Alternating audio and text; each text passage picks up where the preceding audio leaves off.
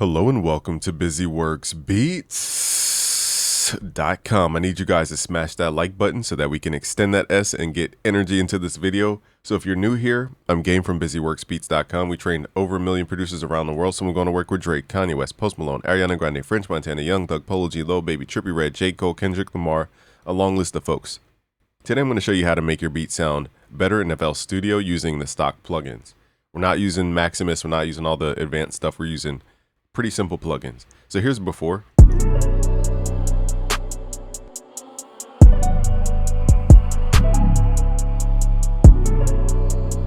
So we're clipping about 3 to 6 dB here. Now here's after.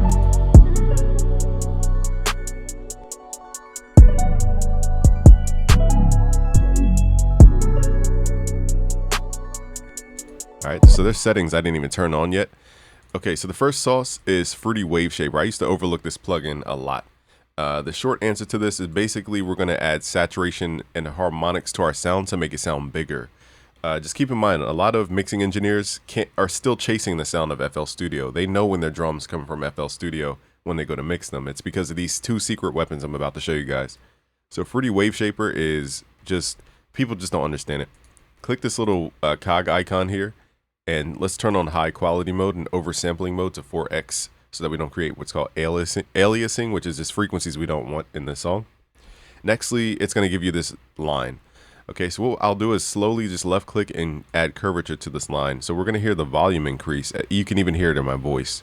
Okay, so what it's doing is adding volume, but also harmonic content to the sound, which creates more fullness and density. So let's turn this up until we start to hear it.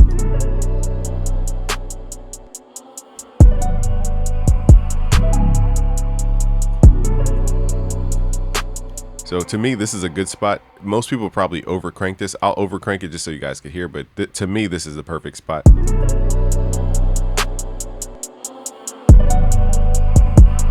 There is a point where the sound starts to rip apart. Quite literally, it sounds like ripping. So that's where you want to stop and then use that as the maximum point and then pull it back. Okay, so that's, you can barely tell from afar, but we've basically added a little convex curvature to that line.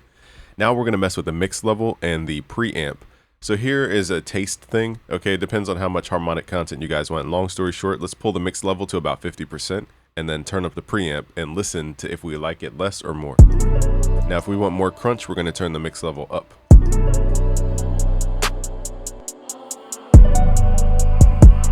See how it sounds scratchy and like ripping apart again? We don't want that.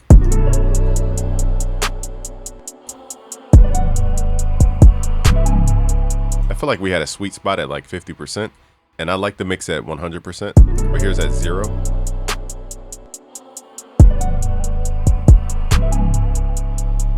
And then I'm slowly going to turn this up.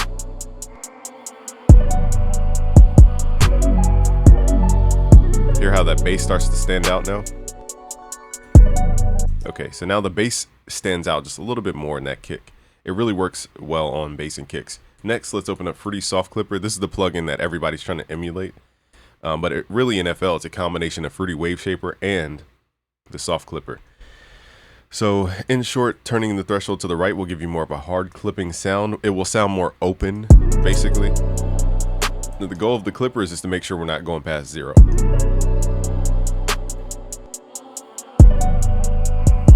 Now, if I pull this to the left, it creates more of like the new class of artists, Xavier So Bass, Osama Sun, Playboy Cardi, those type of artists. You're going to get more of that sound if you pull this to the left. It creates this like weird squashing crunch sound. This beat probably isn't loud enough. You can kind of hear it on the bass. I'll crank the wave shaper so you guys can kind of hear what I'm saying. Hear that, like it goes like, that's the sound.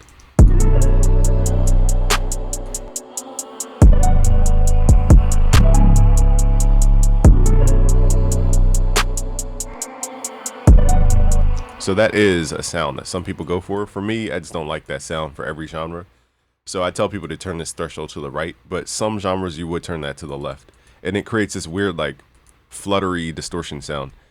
Okay, so once you have the soft clipper, we're driving the signal from Fruity Wave Shaper into the soft clipper, which is creating the most impact on the sound. Nextly, I'm going to show you guys how to, once you kind of squash your sound down, it still needs more dynamic, more ups and downs so that we can feel it. Let's add Fruity Limiter here. Now we're not using this as a limiter, but a transient shaper. We're going to go to not the limit mode, but compressor mode. Here we have a unique option that I haven't seen in most FL stuff outside of the Fruity compressor. But we can turn the ratio to the left. And what this is doing is, instead of turning the volume down, we're turning the volume up. Okay, so we're actually turning the volume up and expanding the signal by turning the ratio to the left. Now the threshold, we determine this by how much of the peak we want to be adjusted. So as we listen for the kick.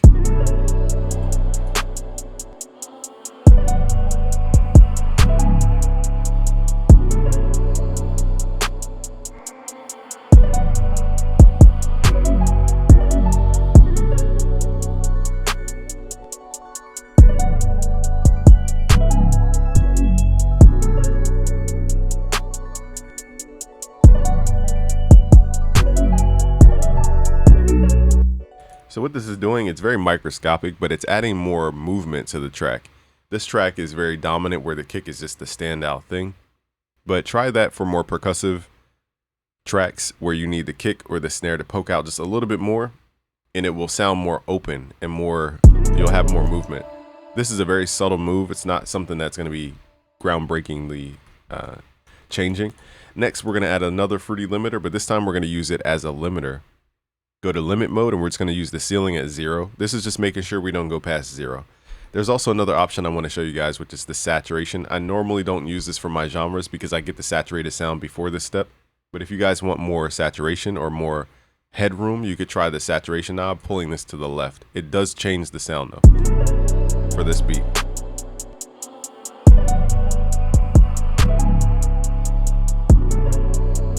It sounds similar to the soft clipper. Now I can exaggerate this by pushing the gain into the saturation, so I'm going to do that here.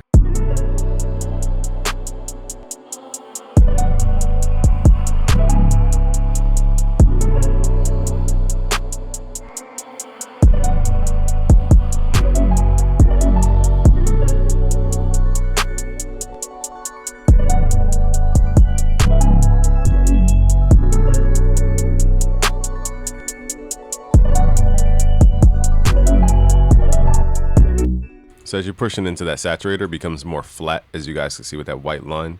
Normally I do not push that heavy. I'm just showing you guys an example. So normally I would just keep this as is. I don't mess with the settings. Okay, I just keep the ceiling at 0. And that's making sure that the final volume outside of FL Studio is going to be 0 and not clipping, because different programs handle clipping differently. Okay, so again, the chain here is Fruity Wave Shaper. The purpose of this is to get the volume and the saturation we need for the track to really have that vibe to it. Nextly, Fruity Soft Clipper. This is to maximize the saturation and the color that we get out of the sound, but also to make sure that we're hitting at 0. The Fruity Limiter here, the one before the last one, the job of this one is to shape the transients, because once we squash the sound, we want to make sure that it's not super flatline all the way across the track. So we're adding more of a bounce of an up and down with this. And then lastly, we have Fruity Limiter, which is just making sure that we are exporting outside of FL Studio at 0 dB. Okay, and then as you saw, I tried to push the gain and it started compressing crazy. That's because we already got the beat as loud as we could for this specific track. Now, one more thing I want to show you guys, which most people don't talk about. Now, again, it's case by case basis. In your mixer, turn this button on. It says View Extra Volume and Stereo Properties. You'll see these knobs and buttons down here. What I want to do here is this knob here says Stereo Separation. If I pan this to the right, it will turn the signal mono. So this is a great way to check your mono mix. And the question is, does your head move and bob with the beat? If not, you might want to revisit some of your rhythms and your dynamics in your track.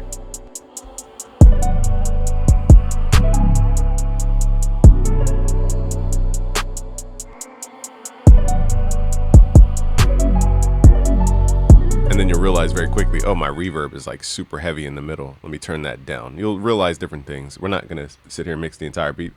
But also, what we can do is pull this to the left, which is going to stereoize or widen stereo signals. I don't recommend this for 99% of the stuff that you guys make, but this can widen out some tracks. Again, I choose other ways to do it, but you guys could try this.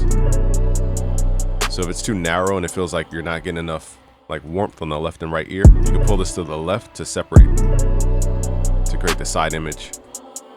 Again, I would not recommend this for everybody all the time at all.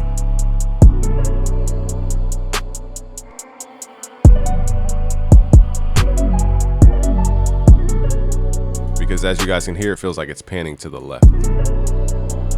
So that's the only reason I don't mess with that specific plugin.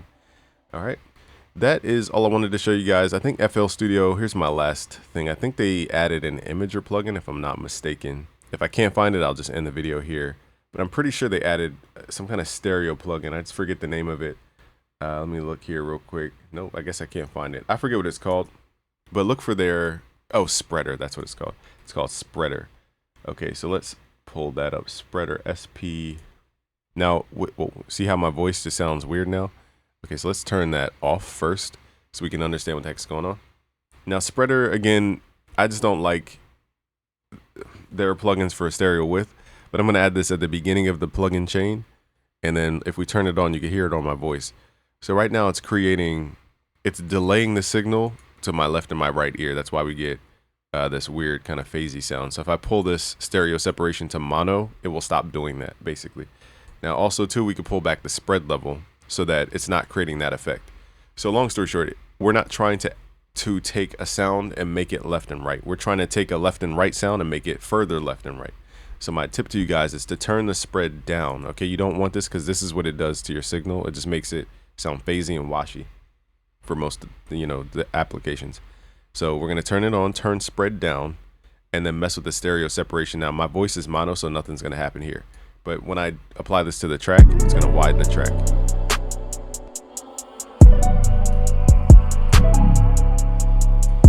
But we still get the same kind of thing where it's like, it kind of feels like it's panning the entire track to the left and right. That's why I don't rely on image line stereo stuff.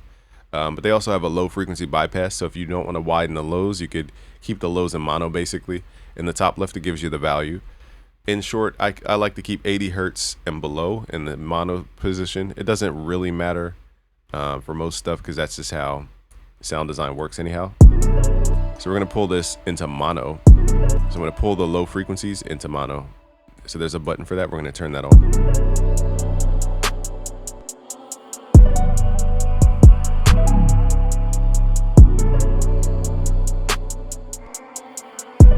You guys can hear it feels like it keeps panning further left. So most of the time you don't need to stereo separate. You actually need to pull your signal more mono and widen individual sounds. So I'm widening the arpeggios and the mix in the chords.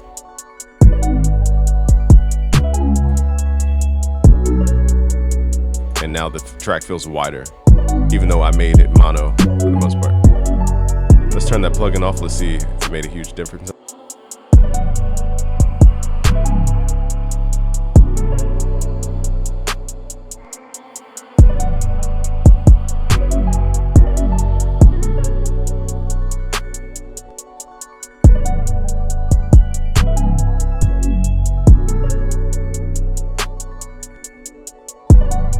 One thing I noticed about the Spreader plugin, and this is why I left this for the end of the video because it's more technical, it does something with the bass to where it makes it a little phasey and less punchy.